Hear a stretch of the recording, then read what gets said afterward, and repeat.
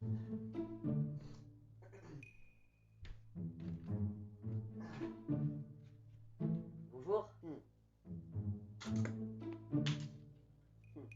Eh bien, bonjour à toutes et à tous. Aujourd'hui, on se retrouve pour une toute nouvelle vidéo pour parler de Sword Art Online. Et yes, alors, et là, qu'est-ce que...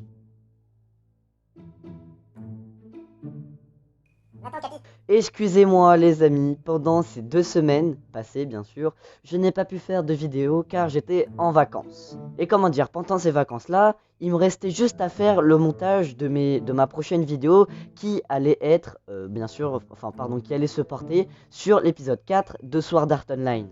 Je l'avais fait avant que je parte en vacances pendant 2 semaines et il me restait juste à faire le montage vidéo puis à la poster. Mais sauf que malencontreusement, je ne sais absolument pas pourquoi, les fichiers de la vidéo ont disparu dans mon téléphone. J'ai essayé de fouiller dans le truc supprimé et tout, je n'ai absolument rien trouvé. Et dans tous les cas, là où j'allais, je pouvais pas spécialement poster la vidéo parce que j'avais pas non plus énormément de réseau. J'étais parti dans le sud, là où est-ce que ça vient de tout brûler quoi. J'étais parti dans le Var, en gros dans le sud, et je me suis éclaté comme un petit chihuahua qui va dans l'eau. Je ne sais pas pourquoi j'ai pris cet exemple, mais il me paraissait bien. Et en fait, non. Bref, voilà pourquoi est-ce que j'étais absent pendant ces 2 semaines et que je n'ai absolument pas du tout pu faire de vidéo. Voilà, donc j'espère que vous me pardonnerez. Et du coup, pour cette semaine, pour me faire pardonner, bien entendu, je vais, sortir la vidéo. Bien sûr, il va falloir la faire. Et du coup, moi, je vous propose qu'on la commence. Déjà, j'ai pas fait l'introduction. Du coup, on va faire l'introduction. C'est parti!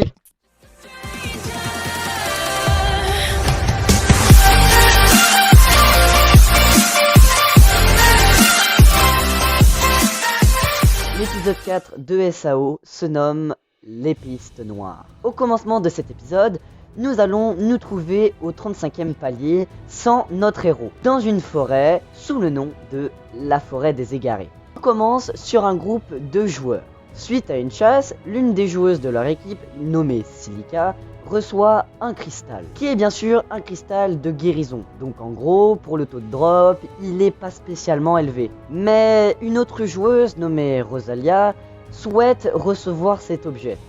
Elle refuse parce que Rosalia ne combat jamais.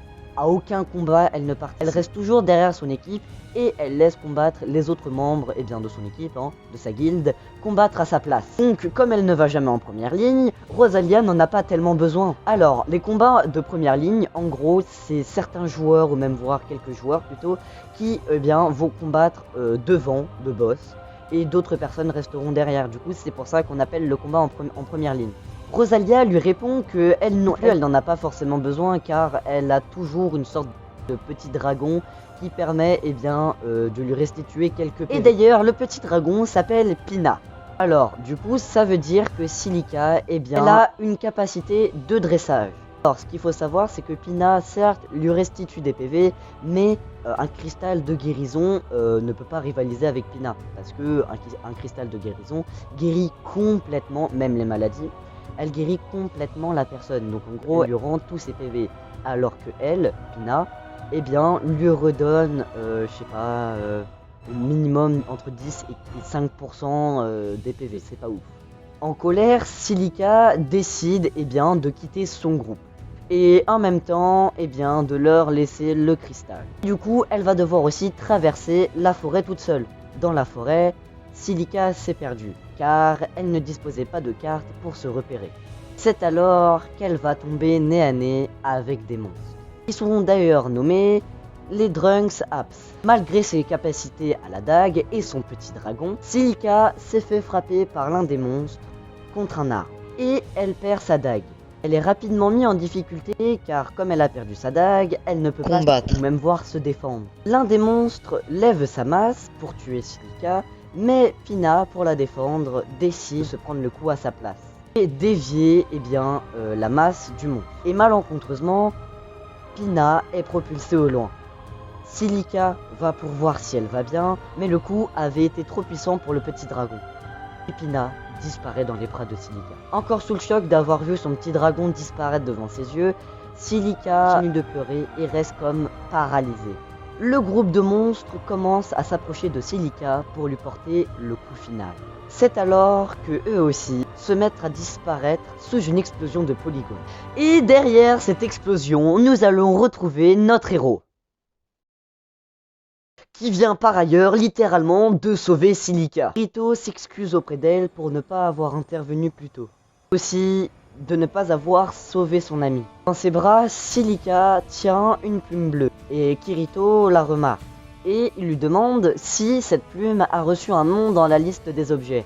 Et Silica lui répond que oui. Du coup, Kirito lui dit « Arrête de chialer, on peut la sauver ». Il dit qu'ils peuvent restituer Pina grâce à une fleur que seul un dresseur peut cueillir au 47e palier de l'Encra, la fleur de Pneuma, qui se trouve bien entendu tout en haut de la colline des souvenirs. Kirito va l'aider dans son aventure, parce qu'elle a que 3 jours devant elle. Si pendant ces 3 jours, elle ne parvient pas à récupérer la fleur de Pneuma et par ailleurs du coup à ressusciter Pina, eh bien c'est en fait tout simplement foutu pour elle. Donc Silica lui remercie et repartent tous les deux dans la forêt pour atteindre la ville. Ils se retrouvent alors dans la ville au 35e palier nommé Mich.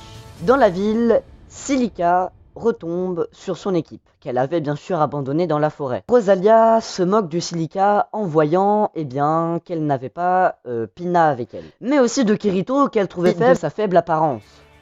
Silica lui dit qu'ils réussiront à ressusciter Pina. Donc Rosalia, elle en déduit qu'ils vont aller à la colline des souvenirs pour aller chercher la fleur. Kirito prend le bras de Silica et s'en vont vers une auberge. Il commande à manger et commence aussi à discuter des player killers, sous le diminutif plutôt de PK. Silica rentre dans sa chambre ainsi que Kirito. Elle aurait voulu continuer à discuter un peu plus avec Kirito, mais elle aurait trouvé ça un peu honteux. C'est alors que quelqu'un toque à la porte. Silica ouvre la porte et s'étonna de voir Kirito. Kirito était venu pour lui donner des infos sur le 47e palier, via un objet nommé la sphère mirage, qui fait apparaître un plan de leur palier. Kirito lui explique donc le chemin qu'ils prendront le lendemain. Je dis leur palier, c'est bien entendu le palier 47, là où est-ce qu'ils vont aller. Et notre héros va s'arrêter soudainement. Il se précipite vers la porte et l'ouvre. Et derrière, il se trouvait un joueur qui s'est enfui. Kirito suppose donc qu'ils les ont écoutés. Kirito lui explique la situation et on apprend grâce à Silica qu'il est impossible d'entendre une conversation à travers une porte sans y avoir toqué. Mais Kirito lui répond que oui, grâce à une compétence d'écoute assez élevée. Mais qui voudrait level up cette compétence-là? Elle sert strictement à rien, sauf bien entendu pour des player killers. Le lendemain, tous deux se retrouvent au palier 47 pour aller récupérer la fleur de Pneuma et ainsi ressusciter Pina. Silica prend le temps d'admirer ce palier, mais avant, Kirito lui donne un cristal de téléportation et lui fait promettre que si la situation devenait à dégénérer, elle devrait se téléporter. Et tous deux reprennent la route.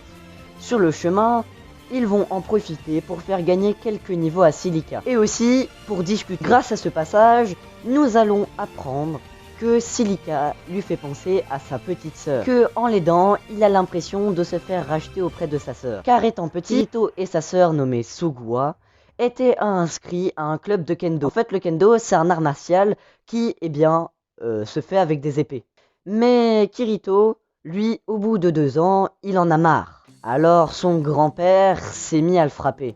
Mais Sugua s'est interposé et dit à son grand-père qu'elle s'entraînerait pour 2 que si, il arrêtait de le frapper. Notre épéiste a beaucoup de remords, car en y réfléchissant, peut-être que Sugua, elle aurait aimé faire autre chose. Silica va réconforter notre héros en lui disant, que on ne peut pas se donner à fond sur quelque chose que l'on n'aime pas. Ah, et aussi pour vous donner un ordre d'idée, Silica, pour le moment, dans le jeu, elle n'a que 12 ans.